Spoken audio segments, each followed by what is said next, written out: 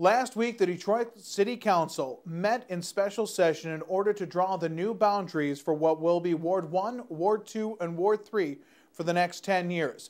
Of course, this was done in wake of the 2010 census. Now, I like what the City of Detroit Lakes did. However, what the City of Detroit Lakes did is going to make things very, very complicated for the Becker County Board of Commissioners.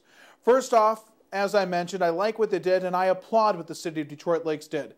I think they drew their district boundaries in the most fair manner they possibly could, splitting up the city's population as evenly as they possibly could. In Ward 1, which is basically the northern end of Detroit Lakes, and if you're in Ward 1 before, chances are you'll be there now, there was 2,683 people. In Ward 2, 2,984, and in Ward 3, 2,902. So fairly even percentages per ward. Now, some of these wards are going to get bigger over the next few years because of annexation. The city's looking at annexing the north side of Long Lake sometime this year, and that will end up being added to Ward 1. In 2015, the City of Detroit Lakes is looking at annexing the west side of Long Lake, and those residents might go in Ward 1 or Ward 3, depending on where their property is. So there is still room for expansion here in the city. However, the City of Detroit Lakes decision has put the Becker County Board of Commissioners in a very, very tough position when it comes to redistricting.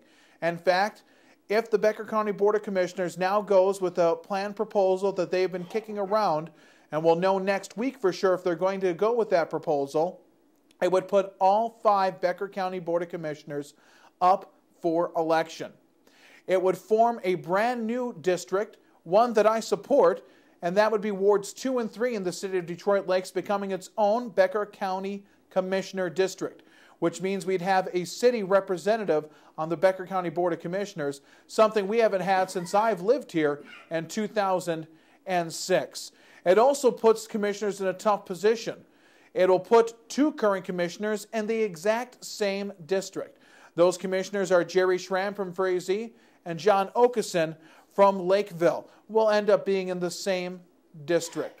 Now, it's going to be very tough with this decision.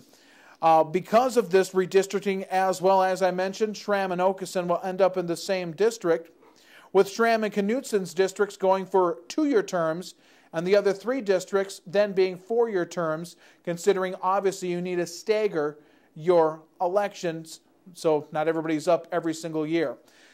Now, why is this so interesting? Well, since I've been here in 2006, I have seen an incumbent Becker County Board of Commissioner lose in the election when challenged. Back in 2006, it was then Commissioner Bob Brislin who lost his seat to challenger John Belfi. In 2008, it was Commissioner Karen Malari who lost her seat to Commissioner Jerry Schramm. And in 2010, it was Commissioner John Belfi who lost his seat to Donald Scarry. So therefore, there's a good chance that maybe multiple Becker County commissioners could lose their seats, especially in the wake of some people being upset over assessment proceedings, the forced resignation of County Administrator Tom Mortensen, and some people might not feel that the county's been quick enough to react to the situation with aquatic invasive species. Now, the Becker County Board of Commissioners did ask the City of Detroit Lakes to consider a different option than the one they went to. But the City of Detroit Lakes, I think, did the right thing by not going with that option, sticking to their guns and sticking with what they called Option A, ultimately their decision. Now, depending on where you live in downtown Detroit Lakes, you're going to need to check the map. There are some lines that moved right downtown. I'm talking if you're in that Washington, Lake Avenue, Minnesota, State Street, those kind of areas, you're going to need to double check up to Frazee Street, Front Street, Main Street, etc. So I am talking about the few blocks downtown.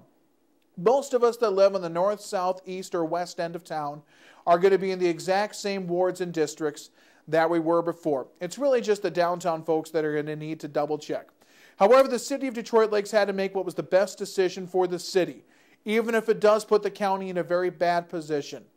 However, I look forward to the fact that we'll have a very spirited election season, hopefully, at the county board level.